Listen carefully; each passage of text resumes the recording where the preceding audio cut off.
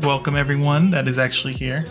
We'll be starting shortly. I'm getting the first rounds going, and then we should be good to go, hopefully.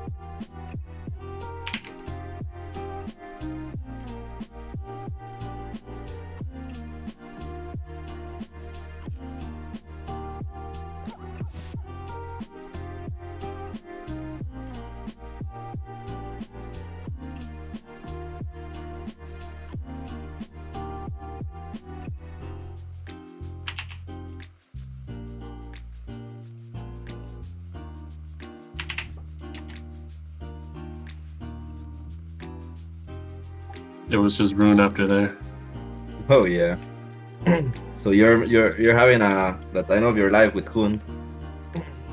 Time of my life, I wouldn't say that. I think the deck that I enjoyed the most, probably Uma, to be honest with you. Besides that one Shadow Wizard money game was really good. Yeah, Uma was a really fun deck. Alright, you want to roll through the app? And you want me to cut in half, in thirds? Half is good, I think. Okay, you could just do the same too when you're done.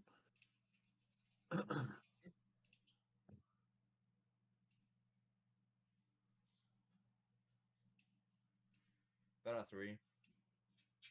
You rolled a 3? Alright. I got a 3 as well. Our apps are synced. I think that's a 1.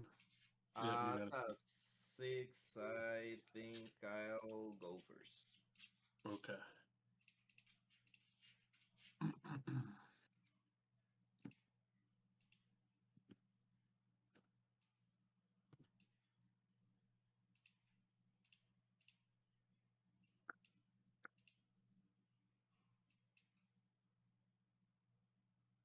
I'll stay. You're gonna keep? Yeah. Okay, yeah, I'm gonna mulligan. Alright. Alright, go ahead. Okay.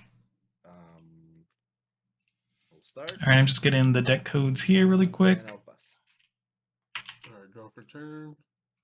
Looks like we're gonna have a Disdain versus Kuon matchup here, which will be pretty interesting. This matchup, I'm not 100% sure who's like super favored here. I feel like Disdain has like a maybe a 50% win rate against this. It's probably still Kuon favored. I'm not 100% sure. I played quite a few matches into this, and it always just feels like as a Disdain player, like you have some struggles, but you can get there if you can prevent them from D-shifting. But usually when they get to the D-shift, the game's already over. Lamplit to kill Tina. Sure. And then draw for turn.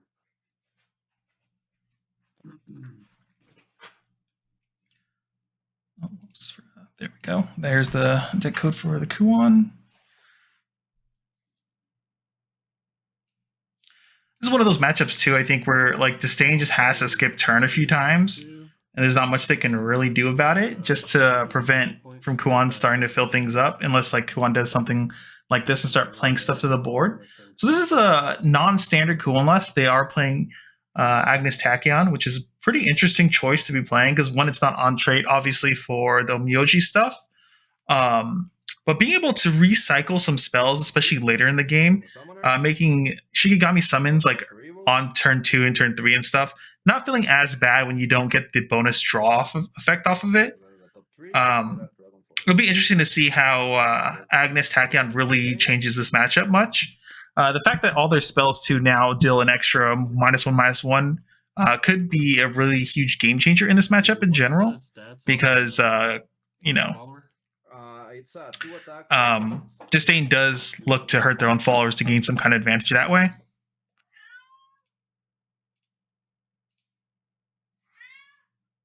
I'll use Witch Bolt for 3 to deal it 5, and then with Agnes, and then draw 1 card.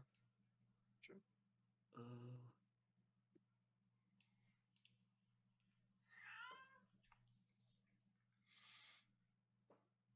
I'll swing for 3. Here it is. No play points up, pass.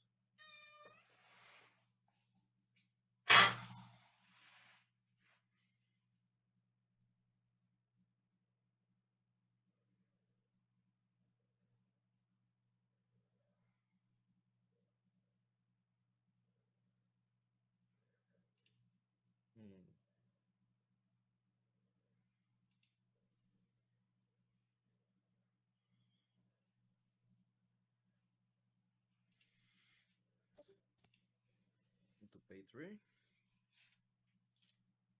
Postal of Disdain. Yep.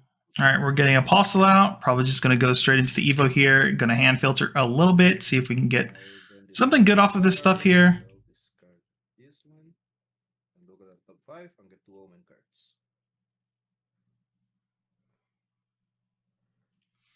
Go ahead and setting up the Total Domination into the grave early on too, which is really nice for your Galmi turns, because it's like one of the high value targets to be hitting, because Galmi then comes down and just clears like your opponent's board most likely, letting you do a lot of face damage that same turn as well.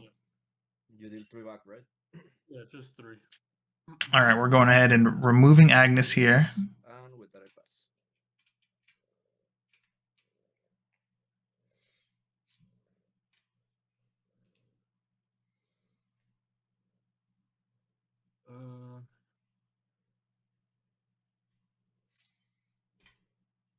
I'll use concentration. I just now noticed Momo ISA's playmat there, the Kuan player. Love it. It's a really good looking mat. Killed it and then pass. Okay. Turn.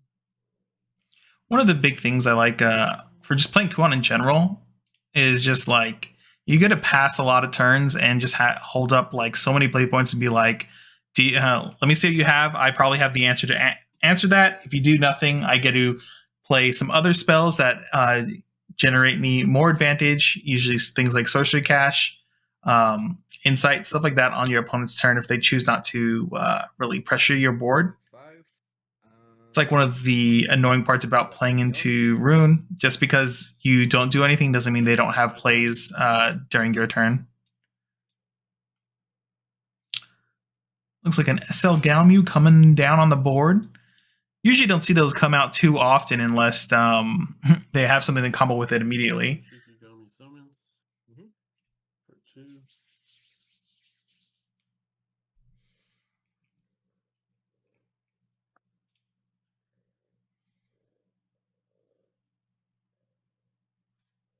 I'll do Surefire for 2 to deal her 3. I'm at 2.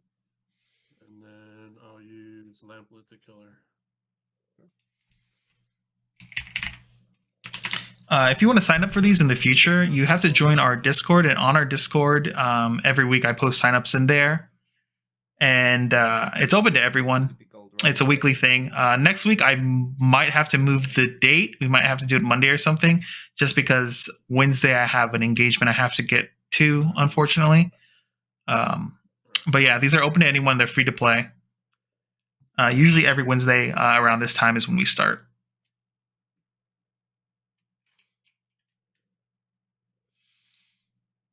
All right, Forte coming in for the big damage there, which is nice.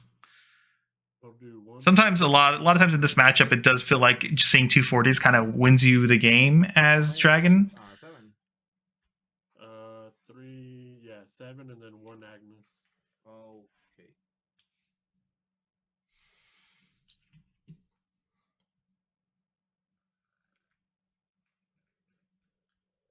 I'll play Curse Crafter. Curse Crafter, this monster.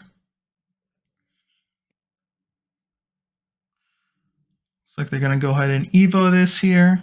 And you don't have no play points up, right? No. I'll use my. Unfortunately, Forte's Aura making Curse Crafter absolutely horrendous here. Normally, this card like 3-for-1s almost in a lot of matchups, so it's interesting that this is happening, or they were forced to do this essentially. Going for 2 and pass.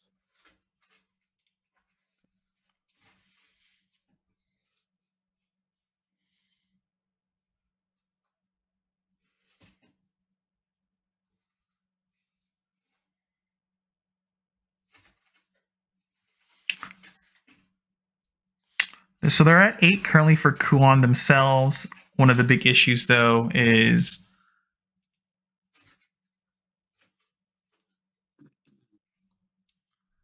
do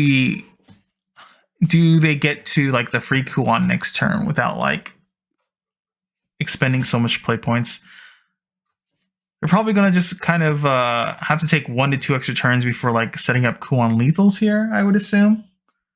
Eileen, I'm gonna tap the. Yep. Since I'm on overflow, I get to search a whisper. Yep. Elaine, such a good card. I got an order for Eileen. That's not the spell that combos with that card is just insane. The tempo loss for your opponent a lot of times too is pretty bad. Just stunning something for an entire turn gives you like, literally another turn to figure out how do you deal with it.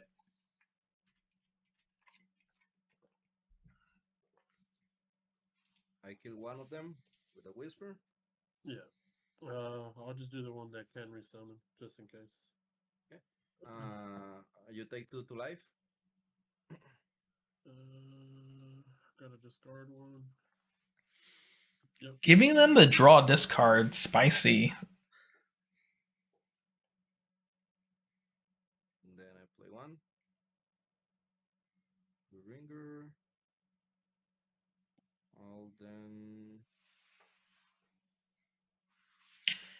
There's no way they Evo Bellringer or anything here, right? They can't be. I didn't even check if Bellringer's in their Evo deck. It is as a 1 of. Yeah, you don't really want to remove these followers if you don't have to. Just giving them the extra draw drop, just like giving them extra setup for their removal turn, which is happening apparently. I'm surprised they're using the.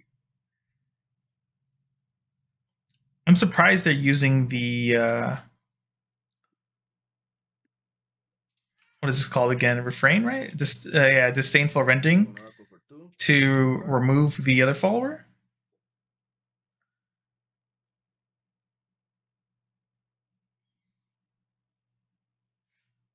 For 1, Disciple of Disdain, ward up my Beringer, and pass.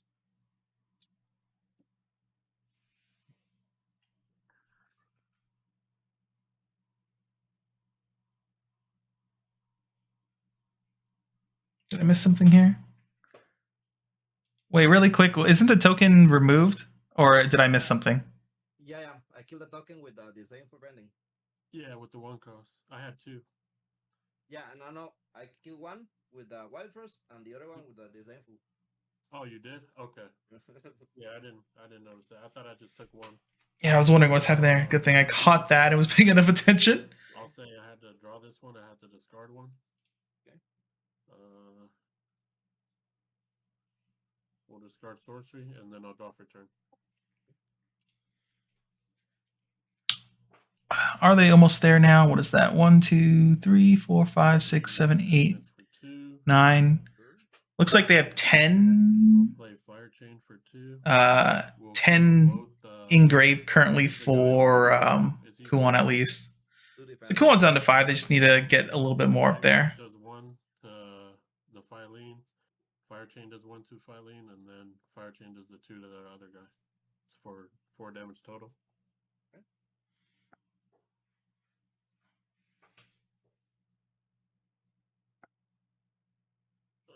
Looks like they're going to need at least one more turn to really get off here. Sorcerer for 2. Heal 2. I'll use another Evo point for Agnes. Okay.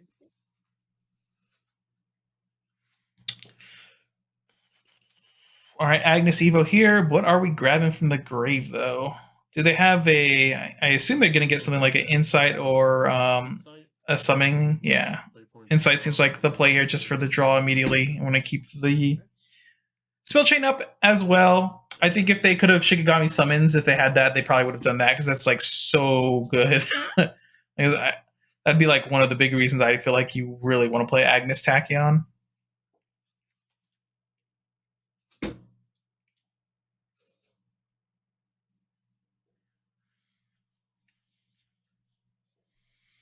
I think one of the big things too that people underestimate a lot in Kuon is that like they kind of actually dump out a lot of like little followers that are annoying to deal with, and they get in for many pokes before you get to the Kuon turn, unless you're like hard controlling for the board the entire game.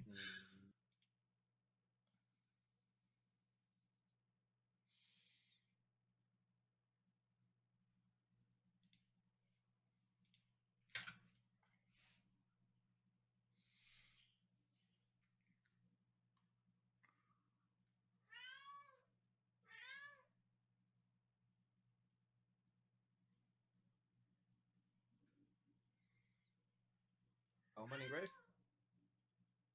Spells 1, 2, 3, 4, 5, 6, 7, 8, 9, 10, and 1 Curse Crafter, and an Agnes.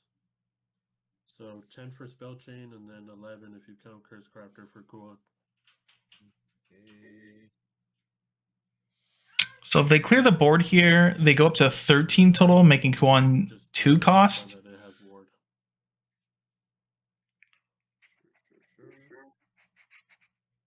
Which still means they have to play some amount of spells or followers next turn into the grave to get the 0 cost Kuon to set up the clean D-shift turn.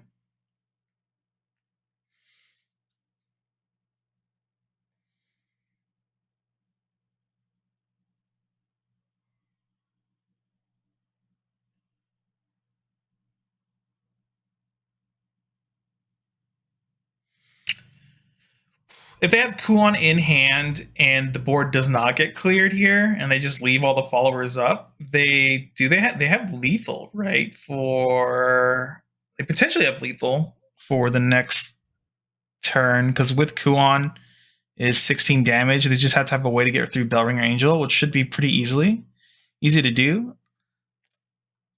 I guess it really depends if they have burn spells in hand or something. The 1 to my follower and 1 to your Agnes. Yep. Since I took damage, I get to draw a card.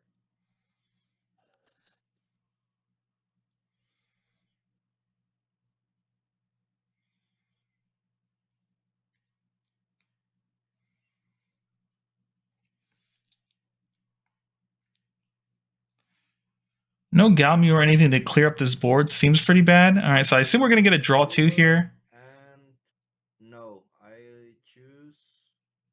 Yeah, Agnes is alright. I want Agnes. I get to draw a card. Yep, you want to do it to Agnes again, or traditional? I feel like if you're making this type of play, your hand is just really in a garbage state, and like maybe you should just be greedy and get the double draw because you're so close to death's doorstep at this point. You just got to kind of high roll into like finding a way out of the situation or closing the game out. And 16 damage seems pretty rough for Disdain if you don't have a board set up already like this.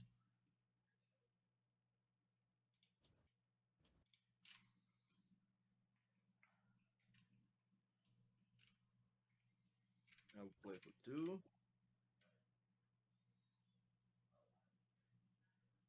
Total domination, dealing 2 to my servant and 2 to all your field.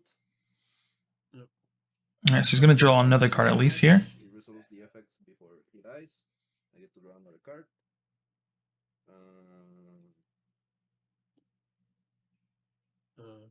Effect draw, discard. Draw of light, draw. How many on? 1, 2, 3, 4, 5, 6, 7, 8, 9, 10, 11. 11. And 1 So coolons are down to 3 cost followers now. Yes, I'll then.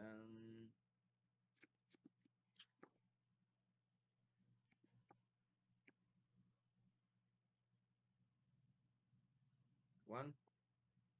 Disciple. Oh my god. Just so much draw this turn from Disdain. What a obnoxious turn. Well, at this point, they should be pretty set up to hopefully win. We'll see what happens here. All right, we're going to stun traditional sorceress or sorcerer. Searching out another whisper from deck.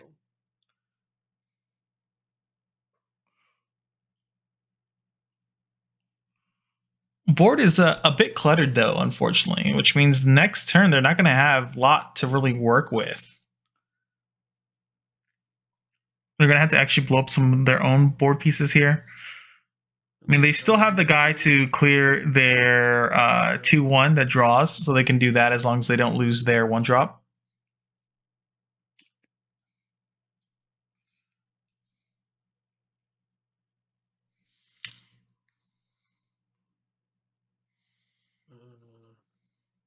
I'll do insight for 1.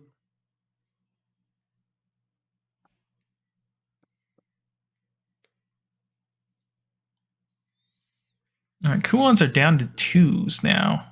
Looks like we're just opting to build this warded board again, I assume. Next turn, Galmu, ping it for 1, Evo, remove their board is pretty big, but it's going to set up the Kuon D-shift turn right after that. And I feel like at this point, you're going to need like 2 turns with Disdain. So you're kind of like set in the situation where you just got to hope they don't have it almost. Otherwise, you're just... yeah, there's just not a lot you can really do.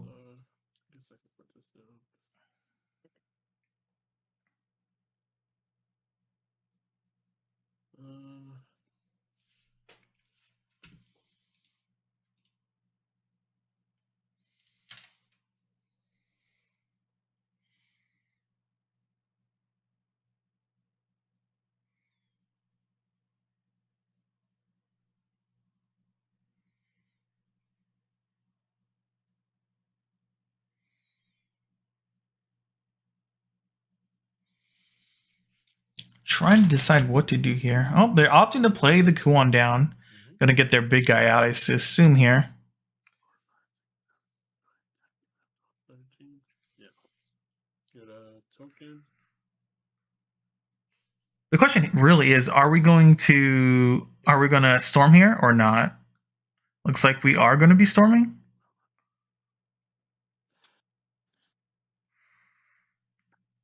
I would still be worried about storming because if they engage the 4/5 Shikigami next turn, it can easily be cleared with like a Galmu ping for 1 Evo play just total domination to clear the board, and that would be more than enough to clear out that stuff there.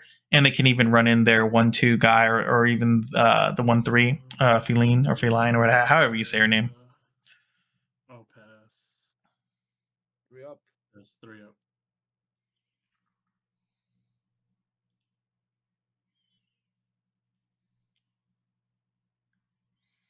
Yeah, so they did opt to clear out the bell ringer. I feel like that might have been a mistake, but I guess we'll see how this continues to play out.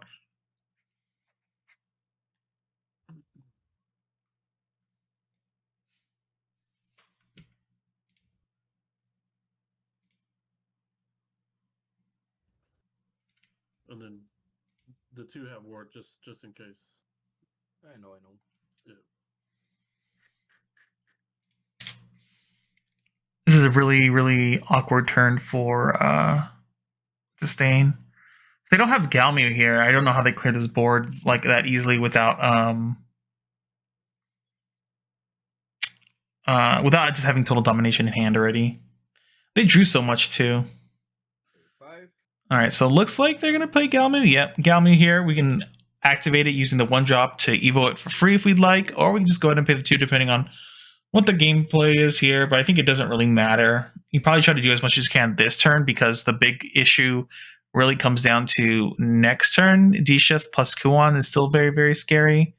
But you did force them to play a Kuon this turn, which if you clear the entire board, maybe they don't have this another Kuon in hand. But I feel like you probably wouldn't have developed a Kuon on board right now unless you already had like another Kuon in hand to clear things out. Yep. All right. Looks like opting to just use the spell effect here, or the points for Evo to use the spell effect here. No, it's 4 to all your field because it's for if I use it on Galmi instead of 2, it's 4 to all your field. Yeah. Yep. So these 2 are dead. All right. So now he has free Kuons as much as they want. And now these other things are quite annoying still. We have a 4-1 ward with Aura on the board, which can be easily cleared with the 1-3.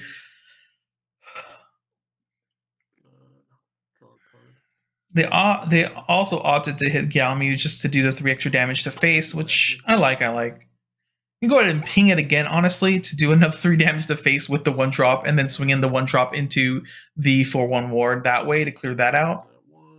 And then you just use the Phelan as well to clear the other one out, and then you're good to go. You just gotta hope they don't have the Kuon D-Shift combo. Swinging into it? Yeah. Well, try. Yeah. I'll sure fireball in it. Okay. All right, that bait is surefire out. You still have 2 swings that if you want to do, you can do. You definitely ping the Galmu 100%. They lost their surefire bullet, which means this is important that they keep board here. You could even ping Galmu, and if you're afraid of the followers on board, you think they're going to have another removal, you can remove Kuon with the ping and then swing in the 1-drop and hopefully remove the other ward, and that takes care of the board, and then you can swing in for 2 if you'd like.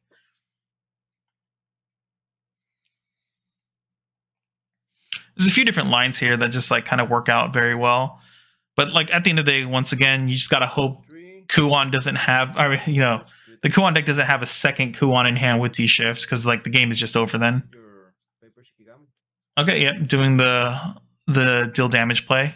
I like that play much better because we're just looking to try to close out the game completely here. We can't give them any more extra turns as much as possible. So we just got to kind of hopefully high roll into them not being able to really answer this board or not. You still got to swing in with the last guy. I think there's nothing you can do. You can't leave a 5 attack follower on the board, because with that on the board still, like D-Shift, they only need to find 1 extra damage, which will be pretty easy with all the play points you're going to be working with.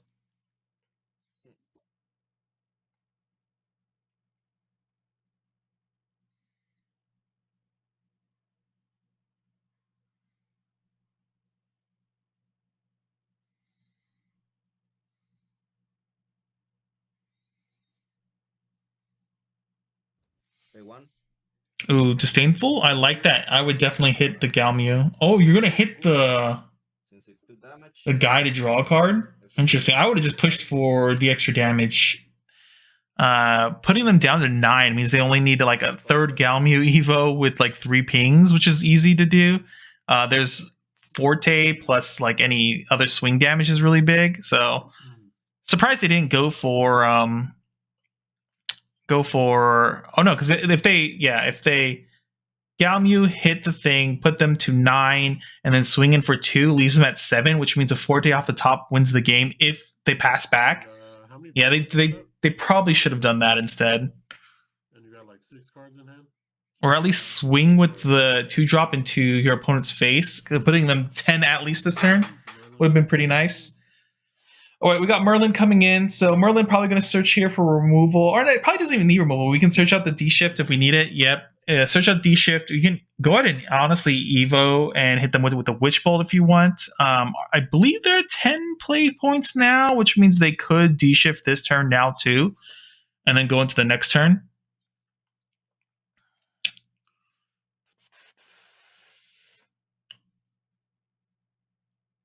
I forget how much does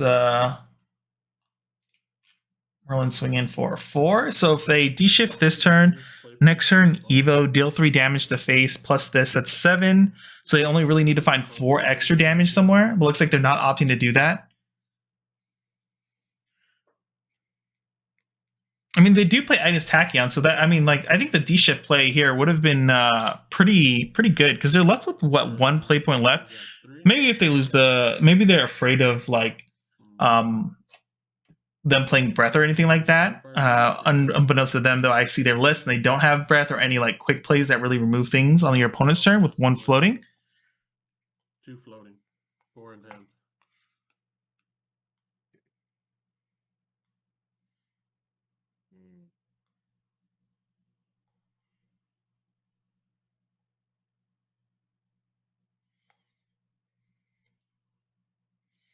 That, or they were not at 10 yet. If they were at 10, I think they definitely should have.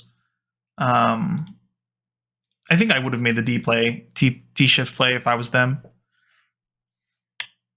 But I mean, I guess you're always technically 1 turn away from just winning the game immediately. So.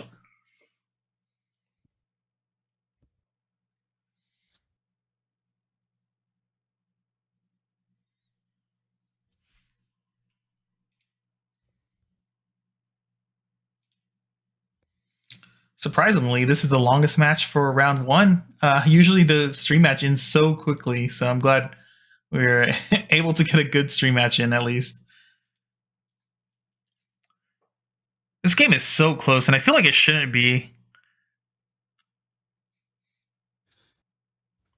It definitely feels like both players are a little bit afraid to commit to like the all-in type of play here. That might have won them the game this turn or last turn, which kind of is rough. Sometimes you just got to take those chances, though. You got to sometimes you got to recognize where you're at in this matchup, and do I have life beyond what's going on currently?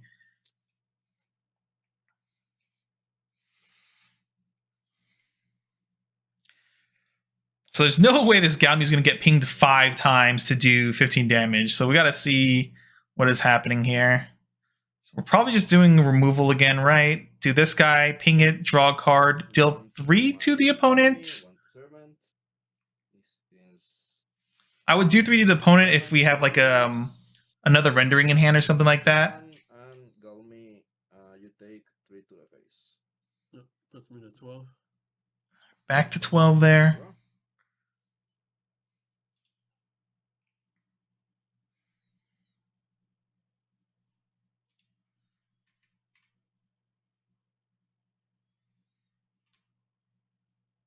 3 here and 3 to your Merlin. 1 here and 3 to your Merlin. Ooh, opting for the draw. Are we digging for like some Fortes or something? What is happening here? Not it. I guess we're just afraid of like Surefire Bullet or something removing our 4 health Galmu. 5 is kind of annoying, but usually these lists do play some kind of board wipe that does 6 damage. That I think it's Meteor Storm is the name of the card. But it looks like this list does not play any copies of it, which is kind of scary. Because opting for the Agnes Tachyon, hoping that would be the extra board control they need instead of going for the deal 6 to the board and 3 to our opponent's face. 0. Yeah.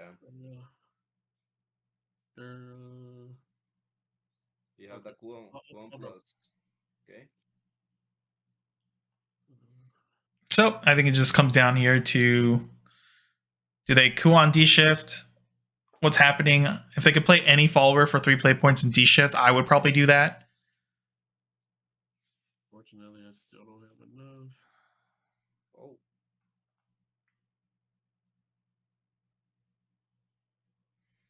Looks like Kuon is not getting there this game. They're just probably just drawing pretty dead, which feels pretty bad.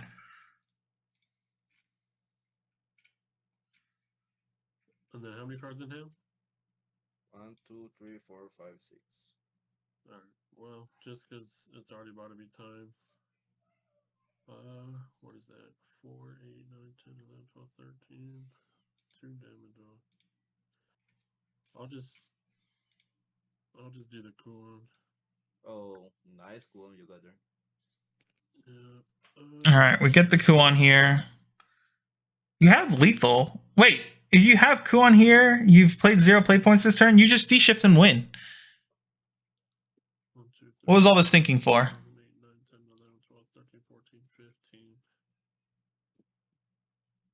Just D-shift win. Deal 4, restand 5. You have 13 damage on the board right now. Cool, only give a storm. Hit 2 for 4.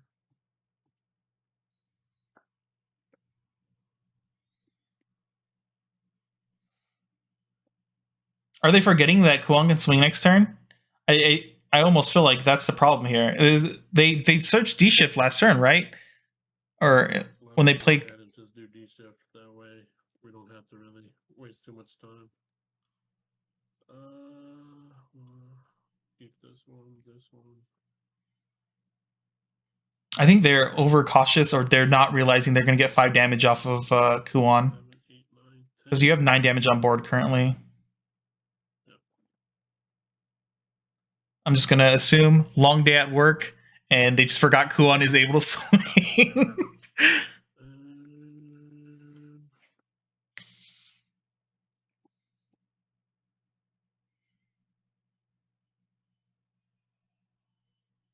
Then I'll do in the end.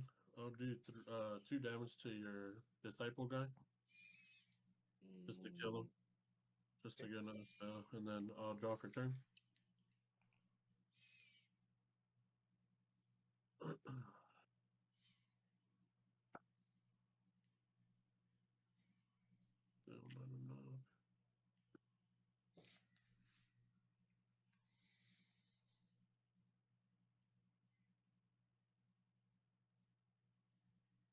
What are we afraid of here? There's nothing we should be afraid of. Just swing your dudes. Swing! Swing! Please swing for us! We'll do first character for 4. Oh, they're definitely overthinking a lot. I'll sack the token to kill the Gaimi.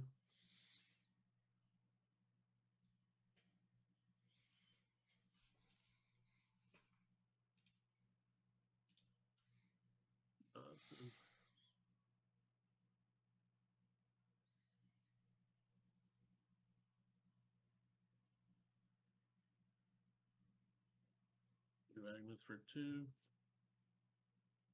Use my last eagle point.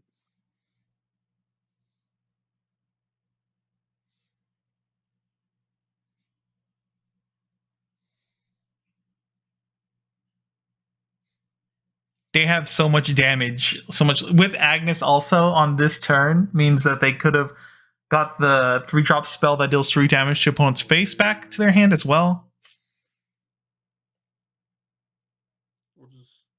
We'll get this one. All right, they're opting to get Shikigami summons for some reason. Yeah, play this. All right. Draw a card and get a token. Okay. No. All right. Swing for 9 only.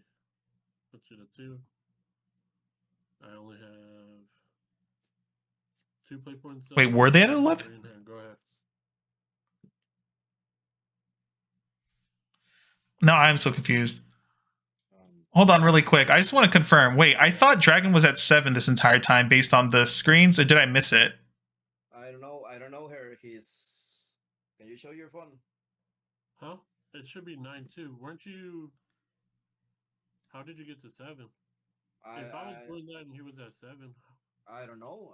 I mean, I don't know. I honestly don't know who make it rank like. Yeah, it should be 9 too, right? If that's what you guys believe, I thought he was at 7 life this entire time. That's why I was confused. Yeah, You guys can go ahead. digamos, like this is my count. I don't know What do you have? differently. I have 9-7 before all this. Like before all that. Yeah. Oh, did I? I don't know. I don't know if you counted wrong. If I counted wrong. Since he say like he thought I was on 7. I guess that's the right. Yeah. Okay. Like I was really confused. Like. Yeah, my commentary was very confused too on this match because this entire time I was like, "Why isn't he just swinging? Why isn't he just swinging?" Yeah. But if you someone must have missed 2 along the way somewhere. Yeah. I don't know who. I mean, it's okay, you got it, but I don't know. Sorry about that. No problem. That was just a silly ending. All right. I was like, did he forget he can hit again? Yeah, I was very confused. I was like, he knows Kuan could just swing and the game's over. All right. GG's, guys. Pretty sure he was beating me. I probably killed you instead of me or something. I don't know. Or because I only did. I don't think the only 3 damage I did was with Agnes, right? I don't think I attacked you or anything else. I think you swung in with the token once. For 2 damage. Yeah, and maybe you didn't do that on your end. That would be my guess. All right. Do I need to report this? Yeah, go ahead and report it, and then the next round should start immediately. Oh, what a silly game. All right, hopefully we're on to the next game this time. Hopefully no weird life total shenanigans happens. I hate when that happens because it's a lot worse online over webcam because people just miss things. I miss things. I play a lot over webcam and like even on Untap on that program so I can play online. And sometimes I will miss things also, even though I'm like here in the game. So I don't blame him for missing that.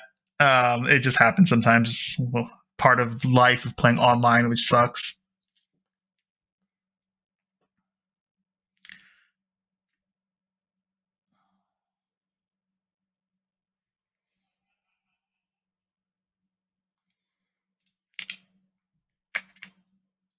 All right, next round here. What is going on? What All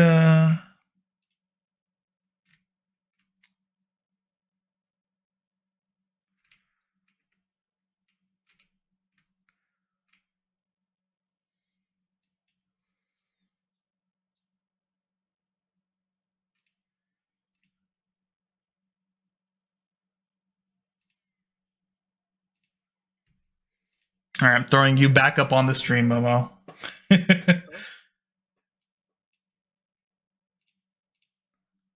What was that? You guys will be on the stream this time. Like, all right. All right. Make sure someone keeps life.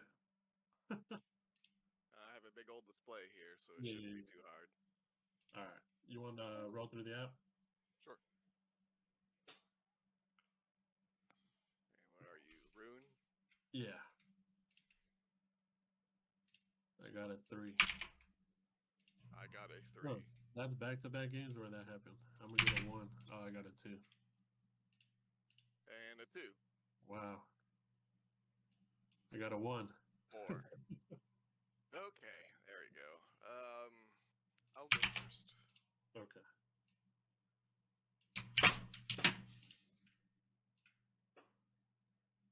All right, looks like we have a Ward Haven. I've been looking to see this deck more in action because I'm not gonna lie, I don't have that much faith in Ward Haven, even though the deck looks kind of cool.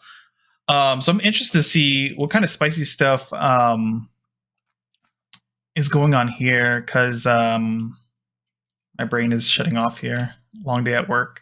Yubi, Alter, they always come in with I don't want to call it off meta, but definitely not like the main meta stuff, and they do very well every week. So I'm excited to see how this plays out. Here comes Snake Priestess, the best one drop in the game, as Pressure would say if he was here.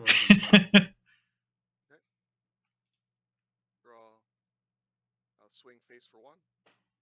Yep. Spend 2. I'll play Phantom Blade Wielder and end my turn. Well, she's a 2/2 or 2/3. 2/2.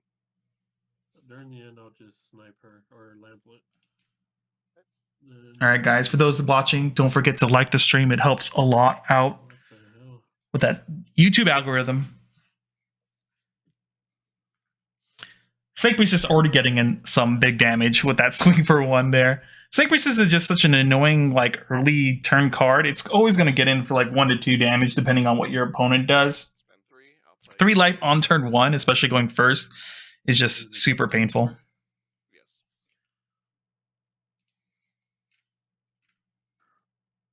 I'll go ahead and snipe him for 2, just cause, and then draw for turn. Ooh, Saintly Leader coming down. 2/4 Ward. I like this card a lot. It's one of the few cards that makes me want to play the whole Ward package stuff. Just being able to banish 3 cards from your grave and like destroy another card, banish another card on your opponent's board. Enemy follower just seems such like a powerful utility card on a card you were going to ward anyway. Down until you get the No lion. kidding. No kidding. Alright. Spend 4. I'll play Diamond Master. I'll give her Storm. I'll swing for 1. Yep. And then I'll swing for 2. Yep. And I end my turn. And she's a 2/5. Yep.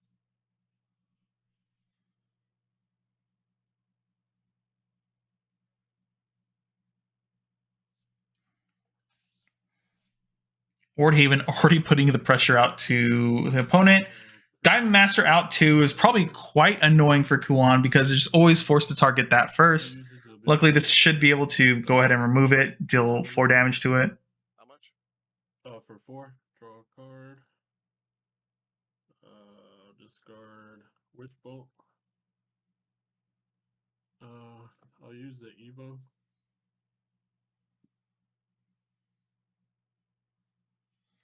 Curse Crafter showing you how good of a card at removal it is. Going to go ahead and remove the Diamond Master and swing in to get rid of that as well. 1 card dealing with the entire board while also letting you draw a discard. Card's insane. Games where you see Curse Crafter on curve as Rune, as the whole D-Shift stuff, those are games where you're going to win, especially if it's not the mirror.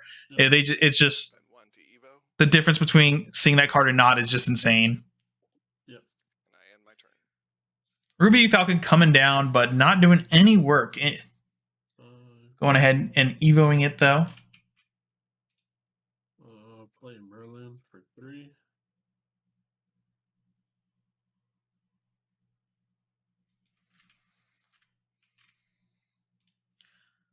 All right, what are we searching out here for Merlin? Is there a way to sign up for the tournament? Yeah, we run this tournament every week. You have to join our Discord. I post up every Wednesday about an hour before the tournament starts.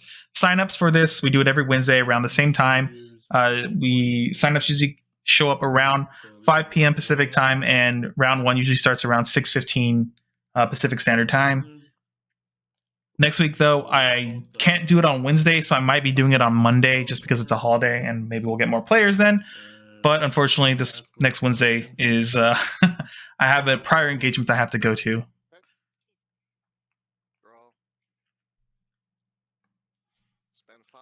I'll play Wilbert. Yep. Look at the top 5. All right, let's go. What is Wilbur going to hit here? I'll play Holy Lancer. Ooh, hitting Holy Lancer. Nice. Yep.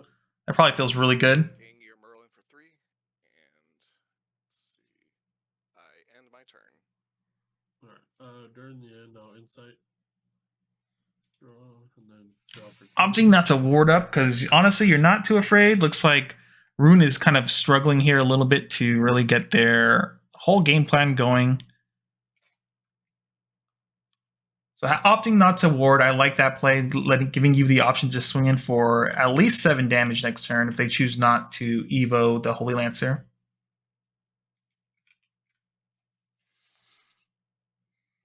Curse Crafter for 4. What's so scary too in this list is like Holy Counterattack is really, really scary. 3/4. 4, 5, and it's basically the breath for Dragon's Breath or whatever. The for Wardhaven, essentially, you get to deal 4 instead of dealing 2. The downside, though, is you can't play this card on your own turn, and you need a ward on the board for it to deal 4. But obviously, you're playing Wardhaven, so it'll be really easy to do that. Take 1 damage. Discard.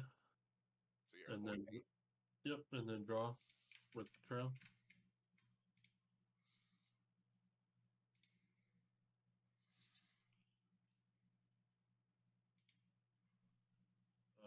I'll play traditional for 2. Since I have 1, 2, 3, 4, 5, 6, 7. I get a token. And then heal 2. Puts me to 16. And I'll use my last Evo to ping Wilbert for 4.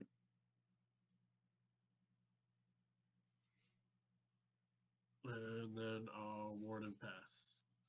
Okay. Nothing floating. I draw.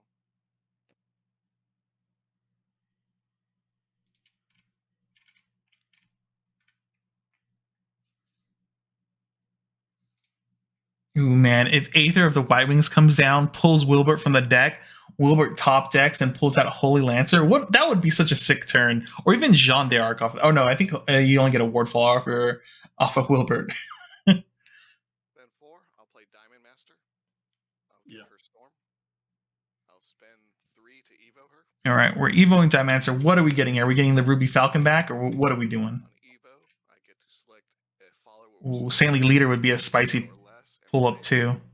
I'll play Saintly Leader. Yep. Assume we're going to get Banish here. I will engage Saintly Leader. I will banish 1, 2, 3 ward followers from my cemetery, and I will banish your Curse Crafter. Yep. I'll put this over here by my leader. It's so nice. Like, this is one of the few matchups where you can deny some of the spell chain and requirements and stuff like that from your opponent just because you do banish cards. Not every craft has that as an option. Link to Discord link is in the description for this video or this stream or whatever. Yep. Usually it goes for about 2 to 3 hours depending how many people sign up for it. Sometimes 4 if we go really long. But it's usually done, like, we start around 6 and we're usually done by 9 at the latest.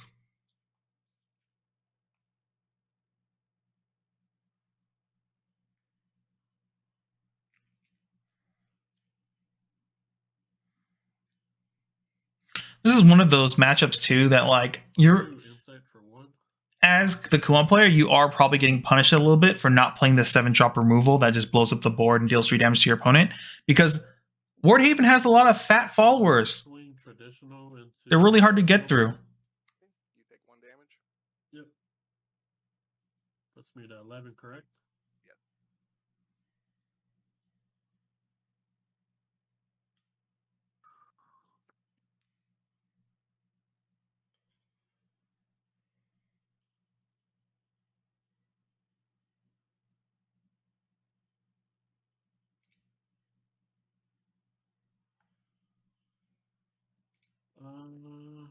And that guy's defense is 4, correct?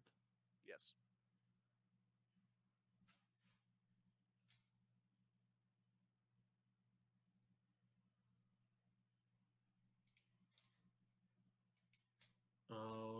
Surefire Bullet, the Diamond Master for 4.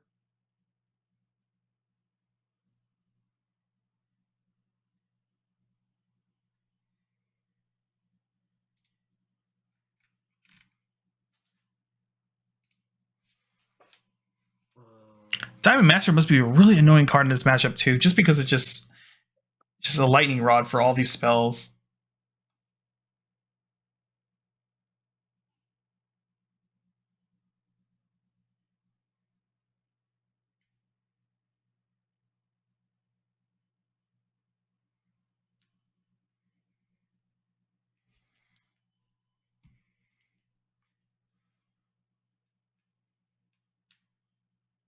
I'll play Traditional Sorcerer for 2, heal 2. And I have 2 up. I'll ward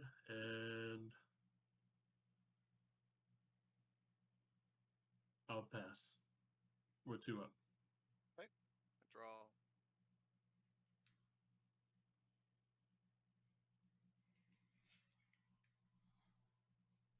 Then 3. I'll play Ruby Falcon. Ooh, Ruby Falcon coming down. 1 to Evo. This turn's gonna be, they're gonna be spending or putting a lot of pressure onto Kuon here. Just Ruby Falcon, the fact that it just like enables extra damage for all your followers essentially, because whenever a Storm or Ward follower does attack, you deal 1 damage to the enemy leader, which is spooky. Ruby Falcon itself can get Storm as well if they so choose to.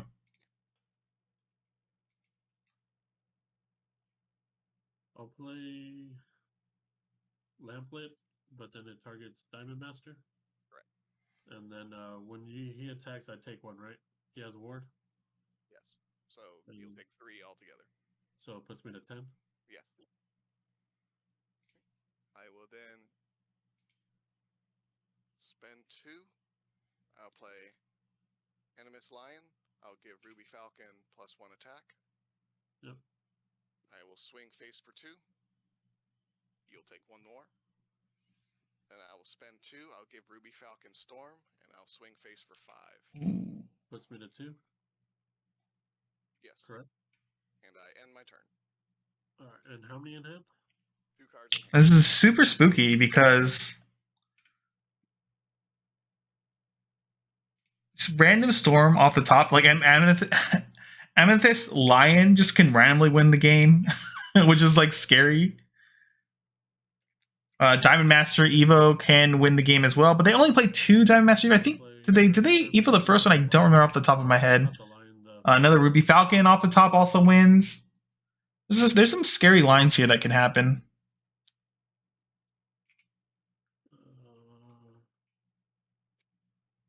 For 3, I'll do concentration. Heal 3, puts me to 5, draw a card.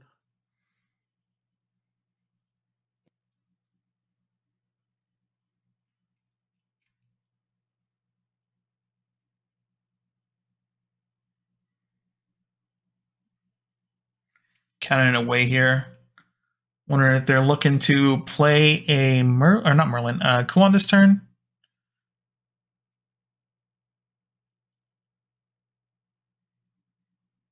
Play Shikigami Summons for 2. Draw a card.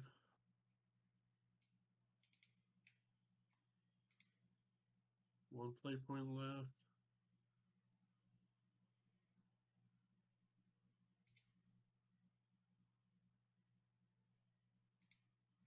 I'll play Kuon. 1, 2, Yep, 3, Kuon coming out here. 9, 10, 11, 12, 13, 14, 15, 16. Get a token.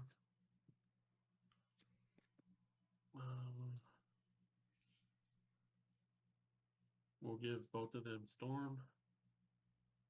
2, 4. The Shikigami or the Celestial will attack your ward guy.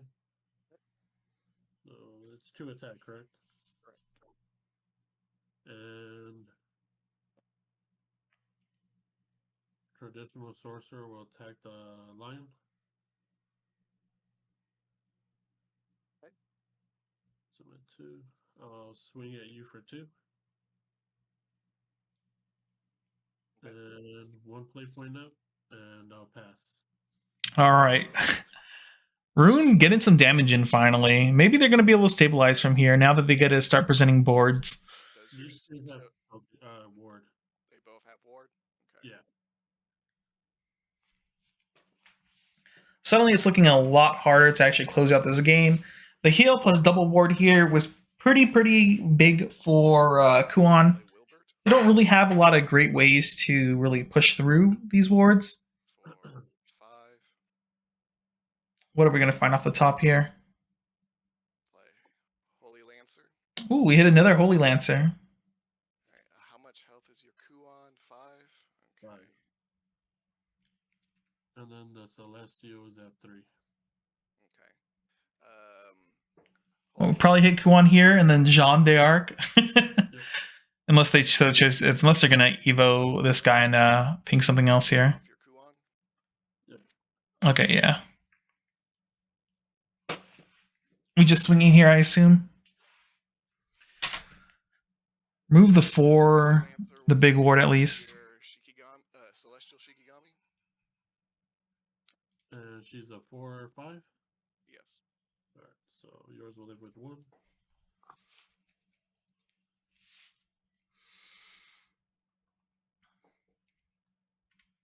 Ward Wilbert and end my turn. Ooh, opting the ward Wilbert, interesting. They still have 3 play points up. They don't really have anything in the deck other than Holy Counter really to interact with their opponent on their turn. I assume by this point they have some amount of Holy Counters they can go ahead and like hopefully deal with them attacking into these wards, unless this is like a Kuan D-shift turn line, which becomes kind of rough. Having two Holy Counters or something like that would actually be pretty insane though, just removing their Kuan if they only have 1 Kuan plus D-shift. It will make it a lot harder for them to actually get through these wards and still push lethal.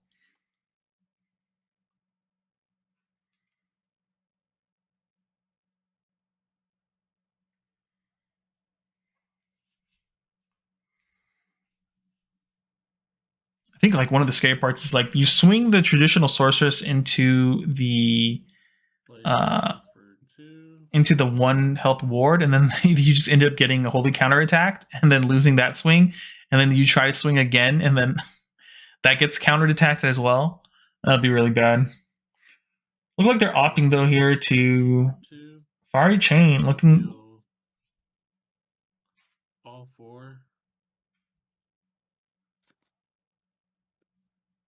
All 4 to Wilbert. You'll do 3 damage to Wilbert and 1 -1/-1 him. Yeah. Interesting. Putting everything onto Wilbert, putting him to a 1. So we have 2 1 health wards on the board. Or no, that's fine. We'll kill the other girl. I'll just take the face damage. So we'll do 3 to Wilbert off Fire Chain and then 1 to the other girl from Agnes. Okay. And puts me to 4. I'll use 1 to Evo. The Agnes.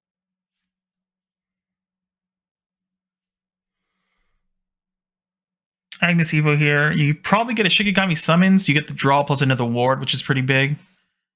That's probably what I would opt for here if they have the play points to work with. I wasn't keeping track of how many play points they have left this turn. We'll play 3 for concentration. Oh, opting to concentrate again. They're really afraid of just losing the game out of nowhere.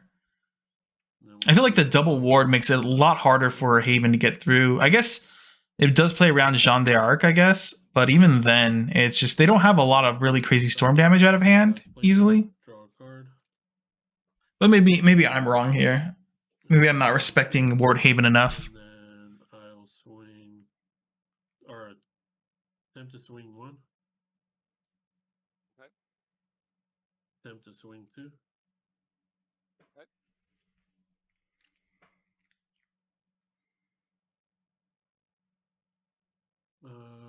And then I'll pass.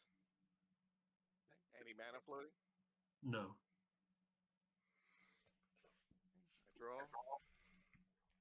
I think this is one of the problems with like Ward Haven in general in this meta. It's too. One of the things is like same thing I saw in the comments for the 100 deck profile I just posted was that the deck is too fair. This is like a deck also that's like a little bit too fair. Like if this deck was in Hearthstone or something, it would probably be pretty good in like the early metas.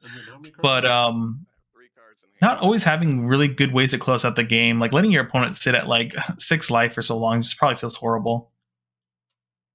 And here comes Gilgamesh with the steel chair. Jesus Christ. Dude, if I lose the Gilgamesh and I could have played around it, but I didn't, and it's just like, GG, man, you got me. I didn't think anyone would be playing Gilgamesh right now.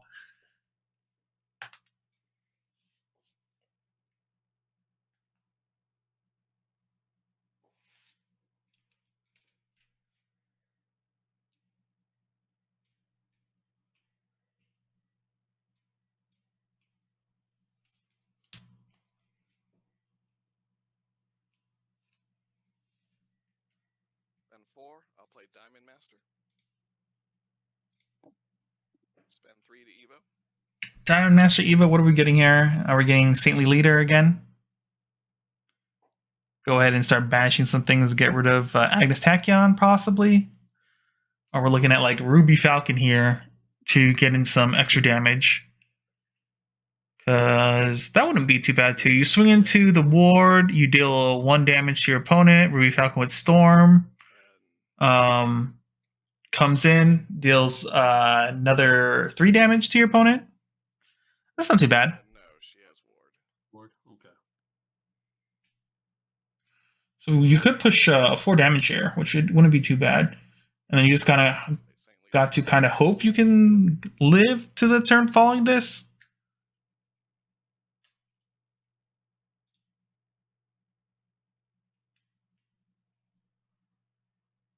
I will engage Saintly Leader. 1, 2, and 3. I will banish your Agnes. All right, taking care of Agnes here. And I will swing at your ward.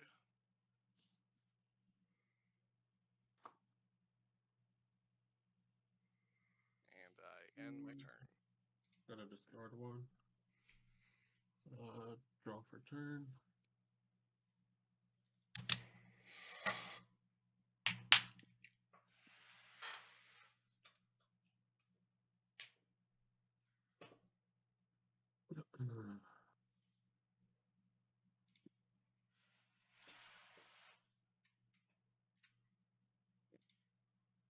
How many wards do you have in the trash right now? 1. I have 1 ward. 1 ward and 2 in hand? And 2 in what? In hand? In my hand? Yeah. I'm not telling you anything about my hand. Oh, you don't have nothing? No, I'm talking about how many cards in your hand. Oh yeah, I have 2 cards in my hand. 2 cards in hand. And 3 floating? Yeah. Oh, yeah, it's on the screen.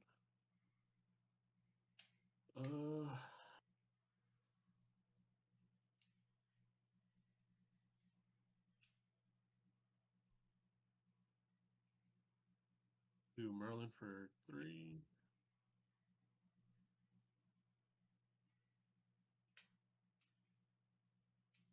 Grab 1 win.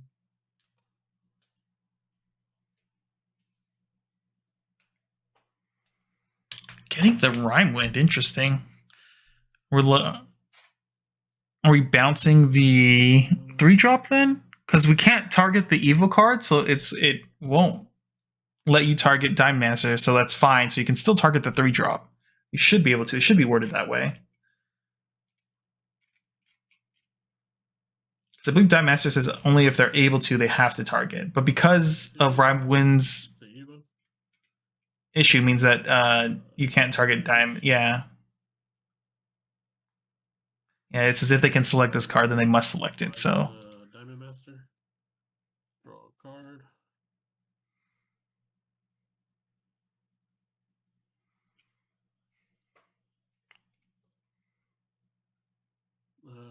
I'll do Rhyme Wind for 2 to put that guy top of your deck. And then leaves me with 3 left. I'll do Shikigami Summons for 2. Draw a card. And I'll try to swing at you for 1. Okay.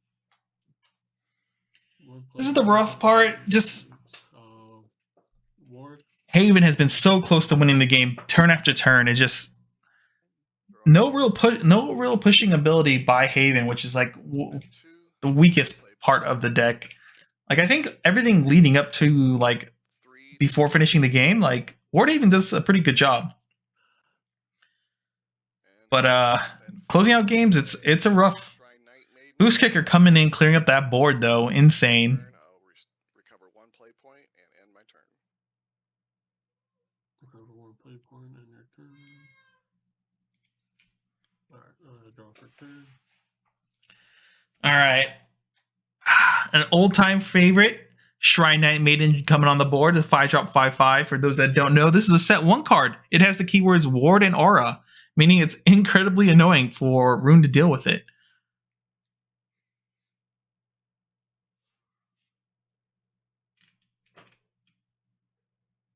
For 2, we'll get a token. Draw a card.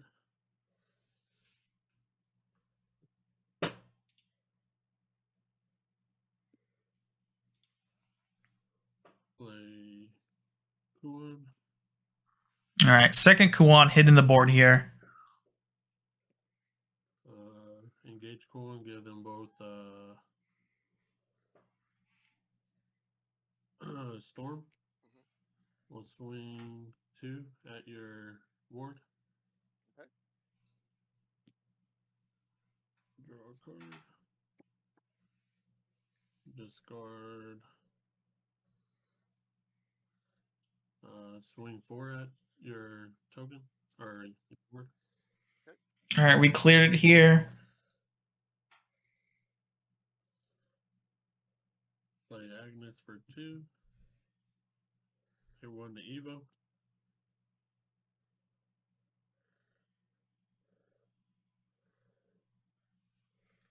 I assume we just get some removal here, unless we're drawing or something. And then we'll just put the boost kick. Actually, does that make sense? No. Crap. We'll get concentration. Oh, they're going to just concentrate again, healing back up, worried about losing the game. I think this is like one of the few matchups where like you can chill like below 10 health and not really have an issue with like losing the game immediately on next turn, unless you leave things on the board. But I guess leaving a 2-attack faller on the board is kind of scary. Or you could be scared of it. That puts him at 1/1. And I'll end my turn.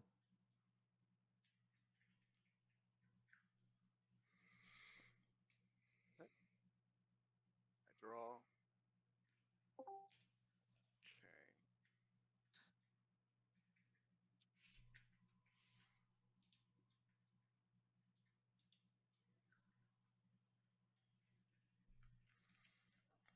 Once again, this is the last match for this round. Then we're going to go to round 3 immediately after this, which is nice. They've been trying to figure out how they're going to deal with this board. No more boost kicker. Top taking the boost kicker would have been pretty bad because it was just a straight up answer for whatever is on the board, and you need things to stick at this point as Rune. Your Kuan For 1. for 1 damage. Yep. Are we going to see the Jean Evo? Jean? How many in hand? 1? I have 2 cards in hand. 2 cards. Is that at 4?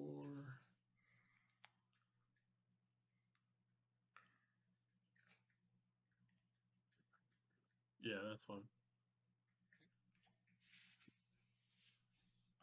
Jean Evo Jean. Oh. Play Phantom Blade Wielder. Oh no. Spend 1 to Evo. I'll ping your coup for 2 damage. Yep. Spend 3. I'll play Saintly Leader. And then I will ward, and at the end of my turn, I'll ping your coup for 2 damage. Yep. Kuan has been answered. Unfortunately, Agnes attack count's still on the board, meaning we can just clear up some stuff here with spells. And then kill the water guy. Okay. Draw for turn. All right, looks like Rune actually might deck out here. They have 1 card left in their deck. They get like 1 more turn.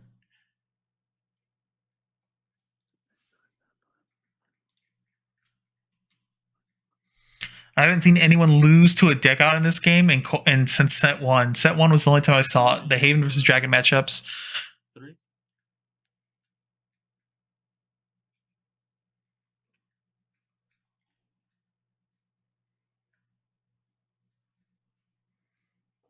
I'll play Merlin for 3. D shift. Thank you. So we have 6 damage on board, or 7 damage plus 3 from Grave. Or I gotta banish.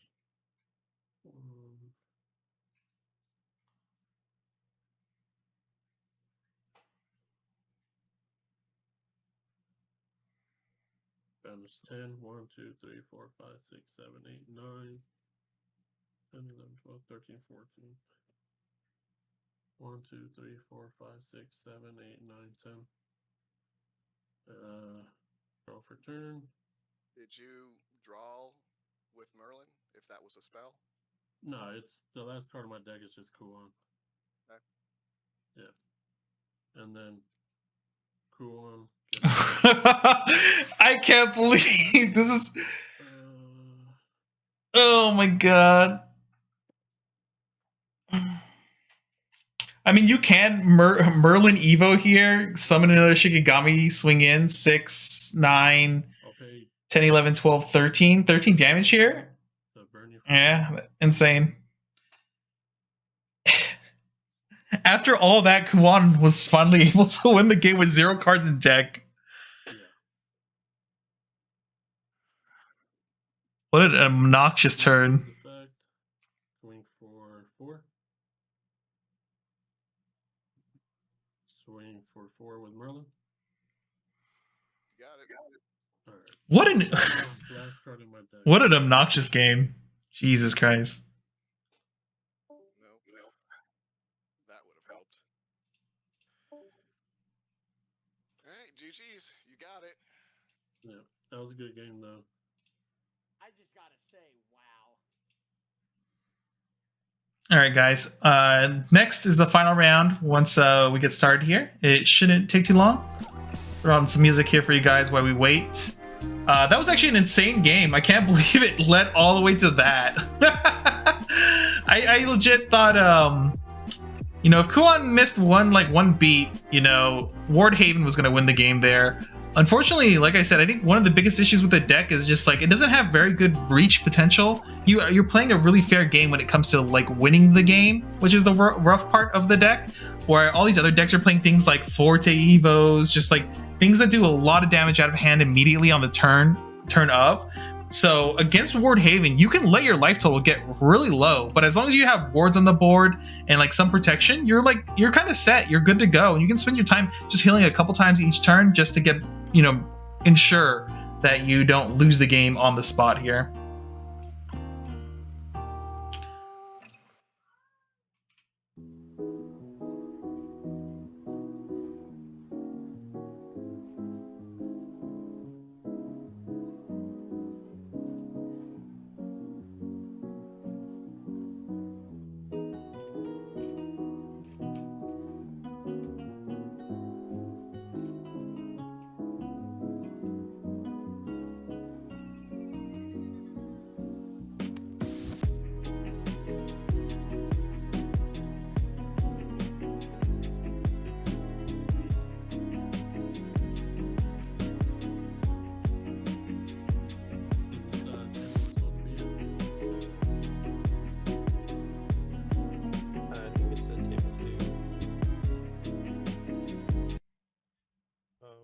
Yeah, I just see 7, 8, 9. I just assumed 7 was like table 1.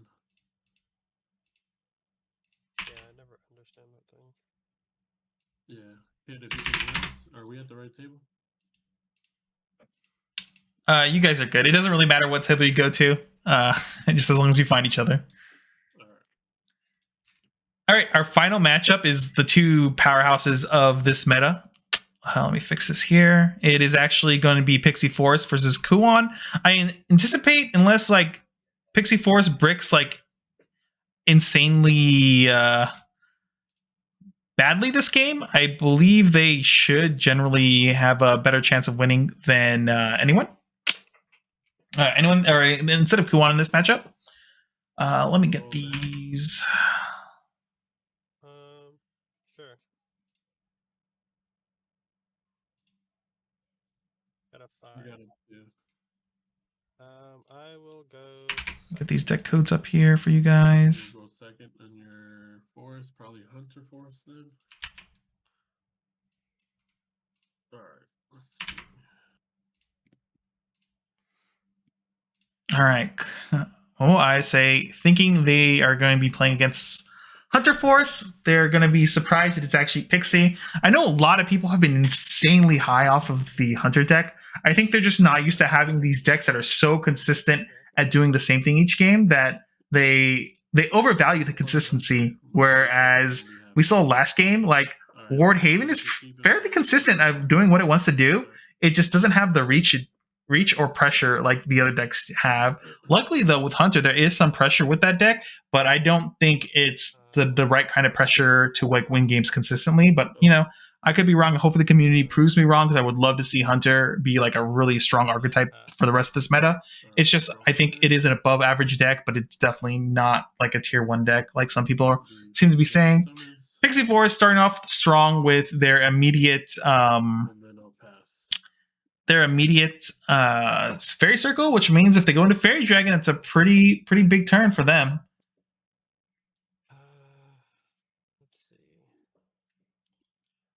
Unfortunately, Pixies are going second this game, which is kind of rough because you don't have a lot of good ways to really abuse the Evo points in a lot of your matchups because like Renasa Roach costs nothing. Lily doesn't really trigger till turn 3. That's like your only other Evo. Archer's Evo as well. That's like not horrible.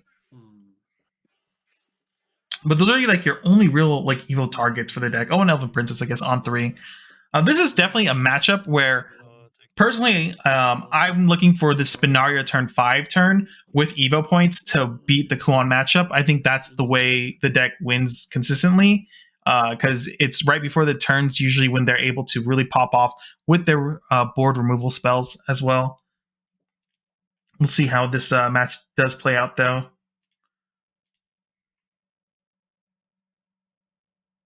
I'll go ahead and just lamp lit it for 2 damage, 1 up, and you get 2, and I pass.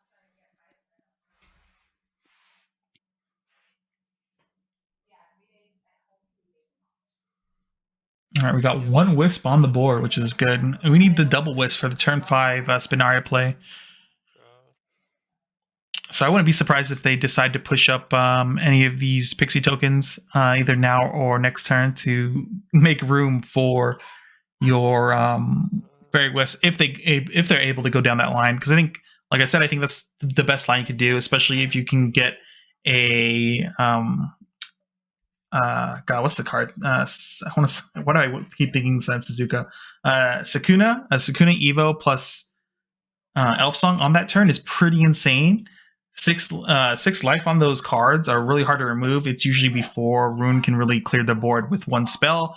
Unbeknownst to the Pixie player too, they don't really have to play around that because Rune right now is not playing the board wipe spell that is very commonly seen in a lot of lists.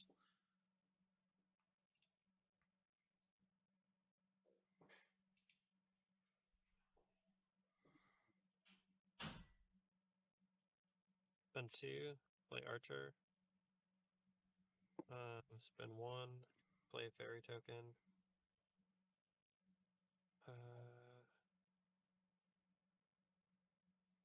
And I will end turn.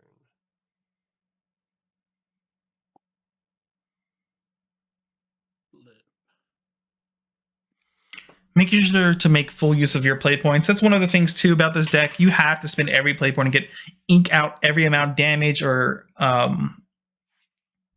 advantage you can in like every matchup as Pixie Force, because if you go the aggro route, you will slowly run out of gas eventually. Usually by turns 7, 8, and 9 is usually when the game gets really rough for Pixie Forest. But before that, you're kind of being chilling. You know, you gotta chill out and just push damage.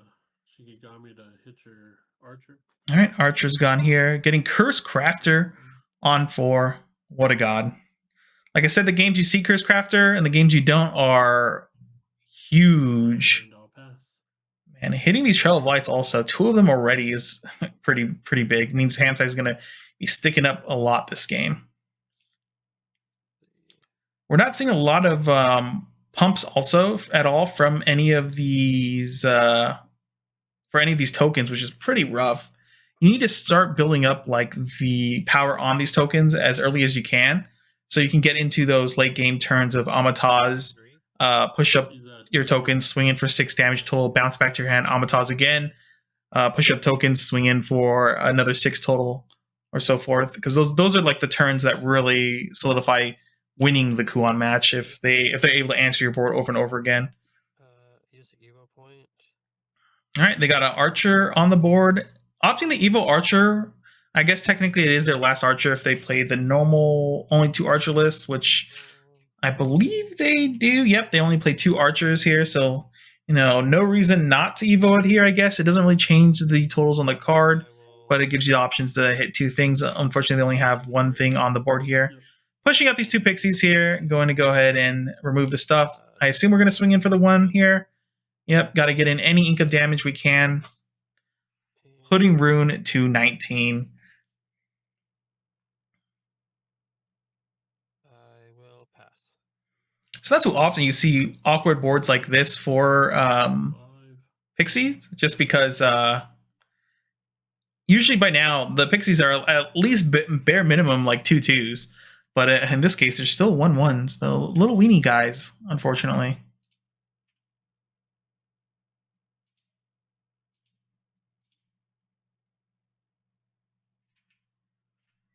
Do Curse Crafter again. 2 Curse Crafters this game? So that's when you know you're a good rune player. Seeing, like I said earlier in other games, and as always, like seeing Curse Crafter early is just so important to be able to answer things. The Evo for 4. She's a 4, right? Yeah. Yeah. And then Okay. All right, removing the archer here, getting rid of their board control. I use my last play point to Evo Curse Crafter. 1, 2, 3, 4, 5, 6, 7. So I'll just ping one of your standing for 4. And then I'll swing at the one that's rested. Look at this Curse Crafter dealing with 3 things on the board all by itself. What a good boy.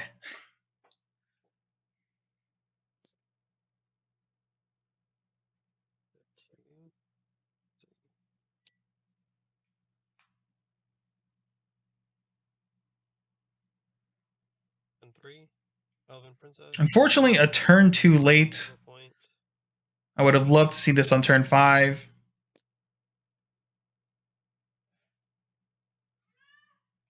Evolve. We're gonna go ahead and get our 2 wisps here, so we can get 2 with set up combos later in the later turns. Definitely, you gotta be looking at this point for a Spinario turn to really build a board that's like aggressively powerful and really hard to remove. Like sometimes you just gotta pray that your Kuon opponent does not have like the board wipes here. Crafter. All right. Yep. Leaves you with 1. I'll attack you for 1. And then she's 4-4, right? Or 4-5? She's a 4/4. Okay. Curse Crafter's 3-3 now, so it's just Oh, one. it's a 3/3. Yeah, yeah. Gotcha. Let's see. 2 play points here left. What are they going to do? I don't think there's much they can really do here. I would like if they had a way to buff this turn, they would have played it. I mean, obviously Amataz was not a good choice to play this turn, but if they had the Blessed Fairy Dancer, that probably would have came down with the last 2. I could see a Lily coming down here just to top check and like threaten it, saying like, "Hey, you gotta get rid of this Lily unless you're gonna lose anything you play on the board." It looks like they're passing with 2 open here. You don't really threaten much as Forest with floating play points. So like I said, you usually want to maximize the value you're going to be getting. My assumption here, though, is next turn we're going to see a double wisp Spinaria play, which would be pretty nice. It not only reveals the hand, but also creates a board threatening a lot of damage to the Kuon player. How many cards do you have? 1, 2, 3, 4, 5, 6, 7. And then Okay. 1, 2, 3, 4, 5, 6 spells and 2 Omnioji. Okay. All right, I see 20 of you guys out there. Make sure to hit that like button while we're watching these finals. We'll play Agnes for 2.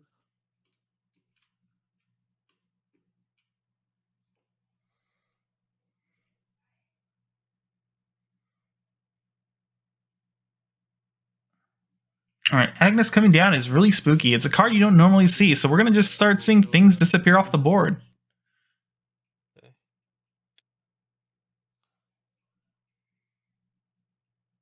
We'll discard Witch Bolt, add Witch Bolt.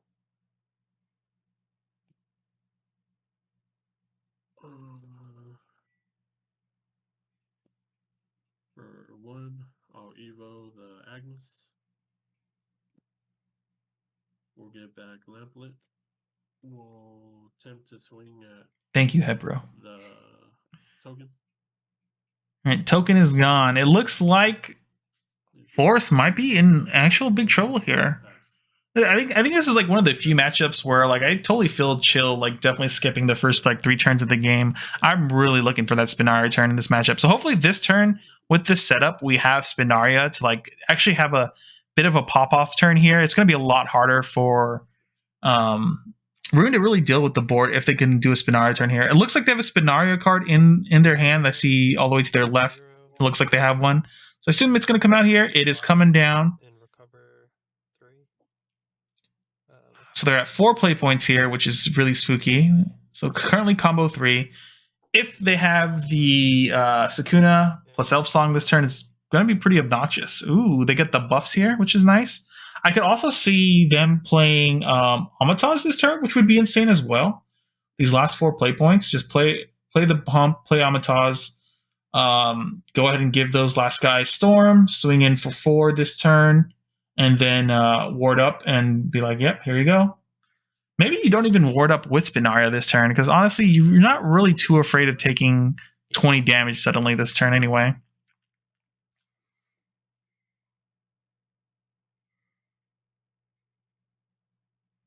But I guess warding up would protect Amataz with the higher chance of just like high rolling them a bit, making them use some of their removal for on the Amataz. Because leaving the Amataz on the board seems so scary because they can just push up the back row and just deal damage that way.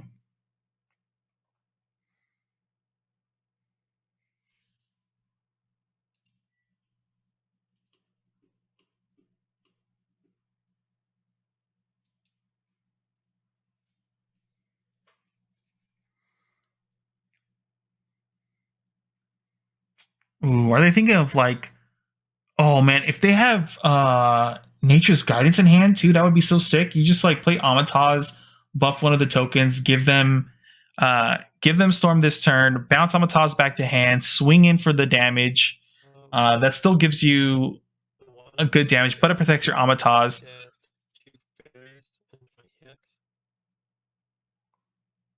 Whoa, lagging.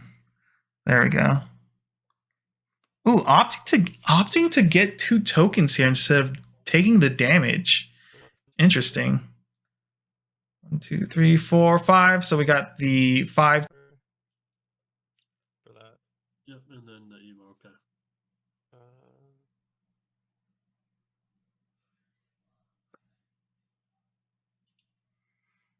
It looks like we DC'd for a second there. Internet must have dropped for a second. Sorry, guys. Let's see. I'll hold that actually.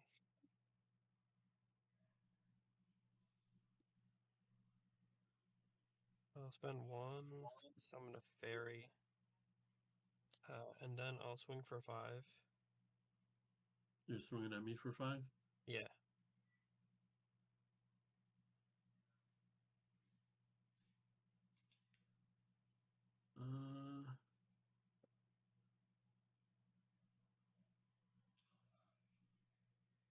I'll do Lamplit. I'll make, with Agnes ability, I'll make the Sakuna 4/4. Okay. We'll go ahead and just kill one of the tokens. Okay. And then I take 4, puts me to 15. Yep. And then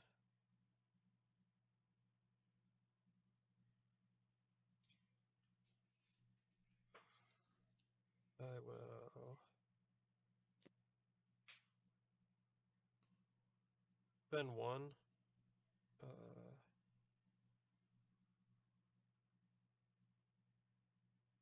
Spend 1 and play Nature's Guidance.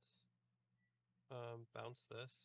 And Ooh, Nature's Guidance to bounce Spinaria for another Spinaria turn next turn. I like that play a lot. You have the play points plus an extra wisp in your EX zone already to set up for another Spinaria turn, which you threaten another wide board they have to deal with. We're getting to the point where like 1 or 2 turns, like Force can just take the game from Rune here, since they're at 14 life total here.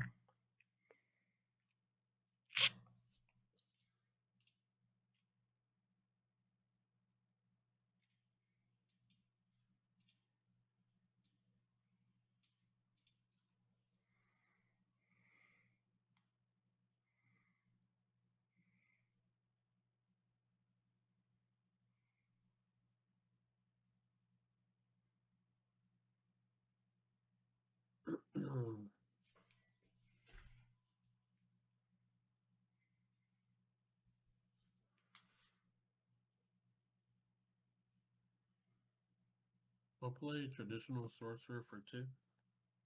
Okay. Heal 2. It's -17.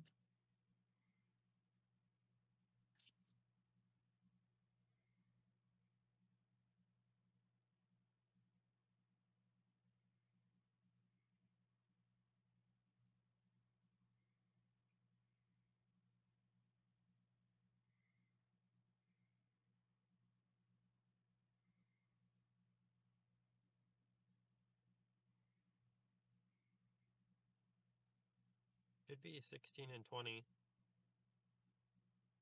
I took 4 only with the Sakuna, right?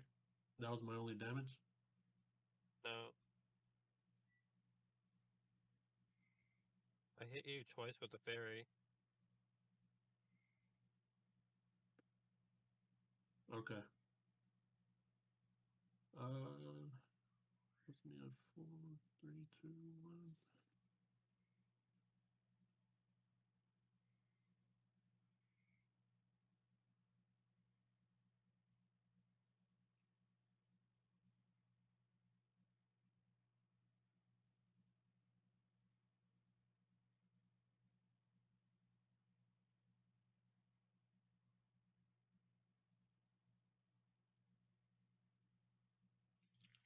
What is happening here? What are we trying to decide between here? We'll do Agnes for 2. Agnes coming down. And then I'll play Witch Bolt for 3 to kill the Sakuna, and then both of them proc to kill 1 of each. Draw a card. All right, that wasn't a bad turn. We got to clear up the board with 1 spell and 1 follower. Now we got to swing in for some damage here. Got to swing in for 3. Ward and pass.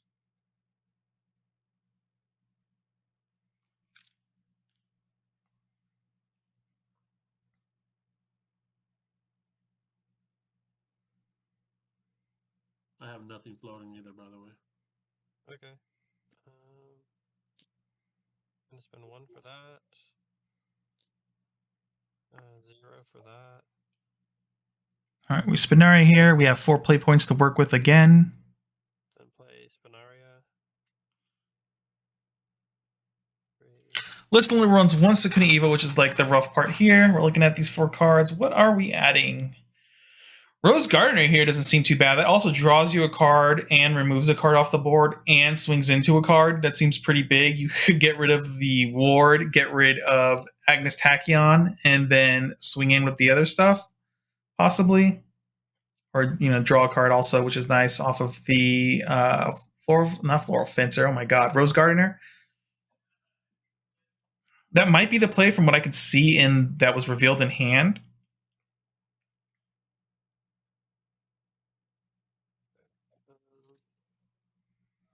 I'll get Fairy Dragon. Ooh, opting for Fairy Dragon. What an interesting choice. I feel like no matter what there, I probably would have took the Rose Gardener unless I'm pushing like almost lethal this turn. Play Fairy Circle. They're just hoping to have this huge thing not get obliterated.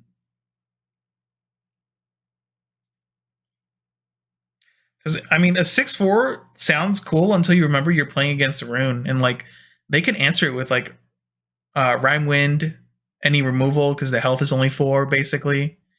Even if you ward up, like they already have followers on board. They have double Tachyon on board as well, which means they get to shrink it very easily too, while like answering your other stuff on board.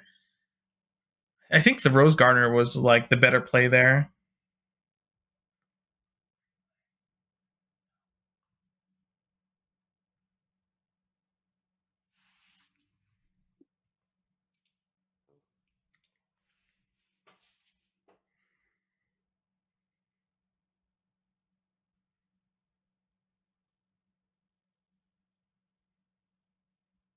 One, two, three, four.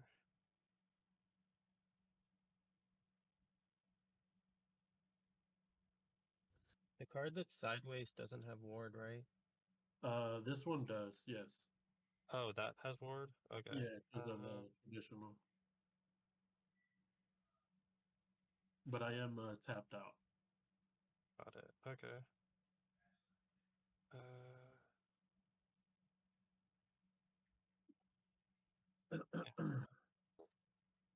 Guess I'll spend 2, play Fairy Dragon.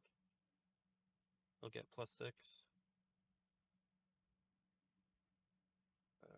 6, 4. And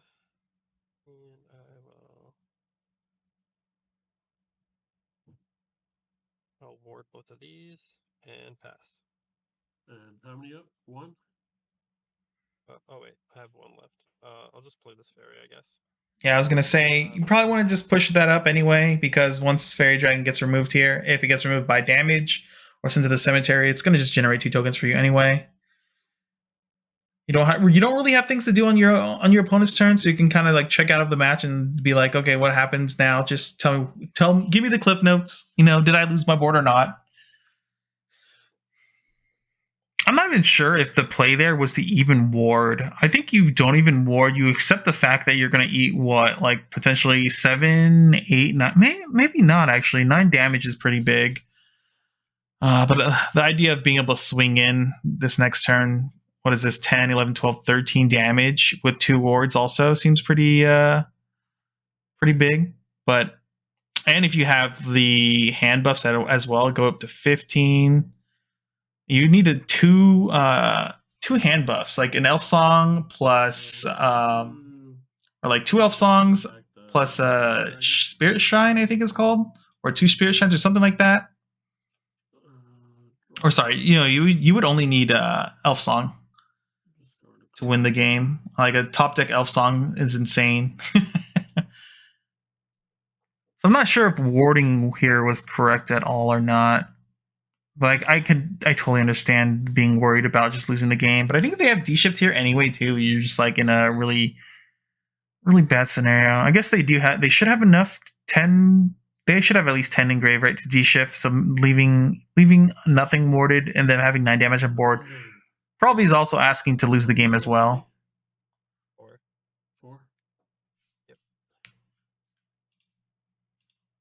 You just might be in one of those scenarios where like you have to hopefully high roll into something nice, but we'll see what happens here. For 3. Rhyme Wind. Yep, Rhyme Wind going to answer that Fairy Dragon fairly easily, which is annoying.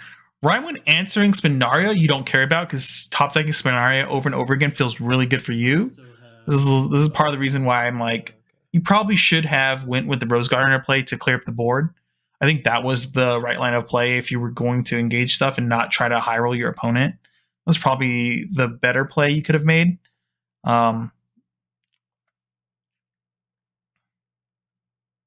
Yeah.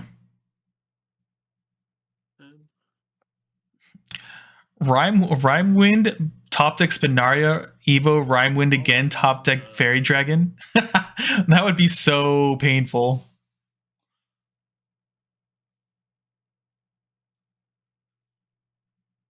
And we just get a swing in for what? 6?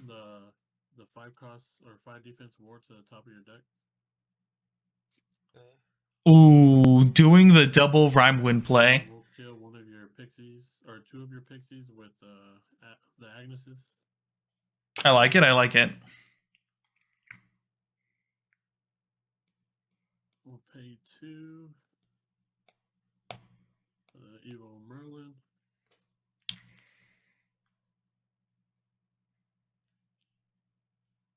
Fairy Dragon off the top there was bait We'll for rifle, sure. Fairy Dragon. In your head, you see a 6/4, but in reality, Rune just has like the best answers for unevolved followers in the game. What does Rhymewind do? It returns to your hand. If I have 10 or more, it turns to the top of your deck. And then, okay. Isn't it only? I thought it was only evolved. huh? Isn't it only evolved followers? Unevolved. Oh, unevolved. Yeah. Got it. Okay. And then I'll swing for 3.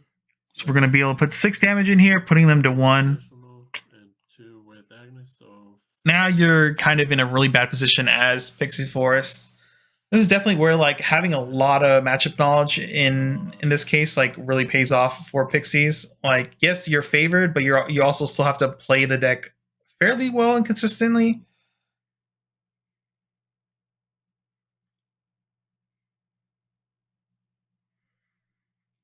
The sad part here is if you play Lily to help remove the board, you lose your Spinaria. That is so depressing. I'll spend 2, play her, pick up the top 2. Oh, hit a Lily though. Wow. And then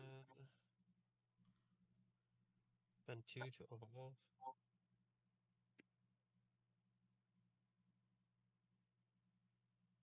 And I'll put the Merlin at the bottom of your deck.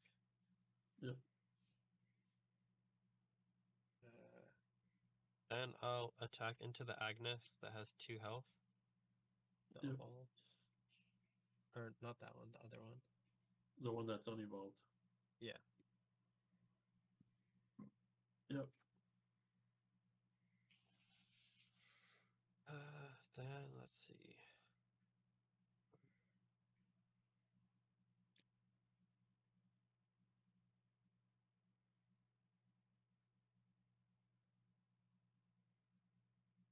Oh, yeah, I can't do that.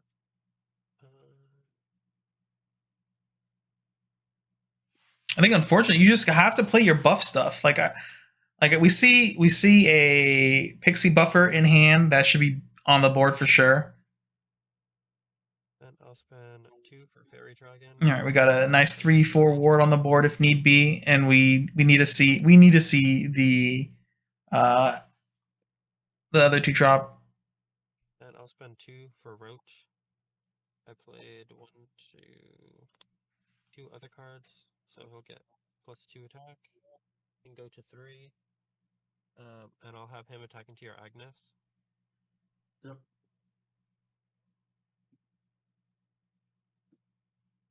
And then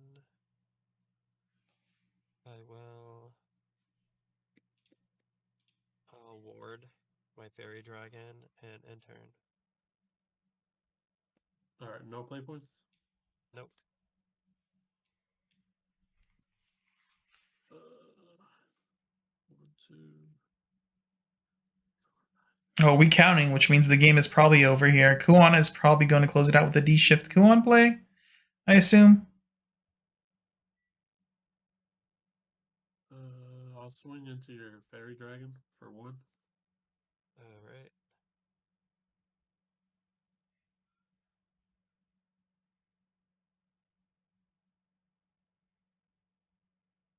1, 2, 3, 4, 5, 6, 7, 8, 9, 10, 11, 12, 13, 14.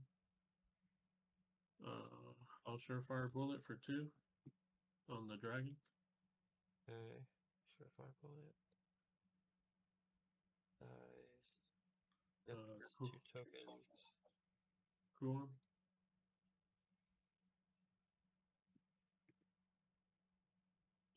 Leaves me with 7 left. Then I'll engage Kuan, swing for 4 at you. Yep, D-shift play coming in here. For 7. Yep.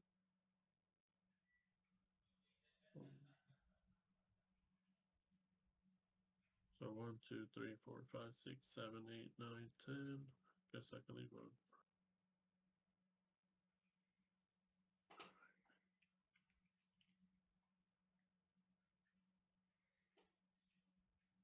So banish 10.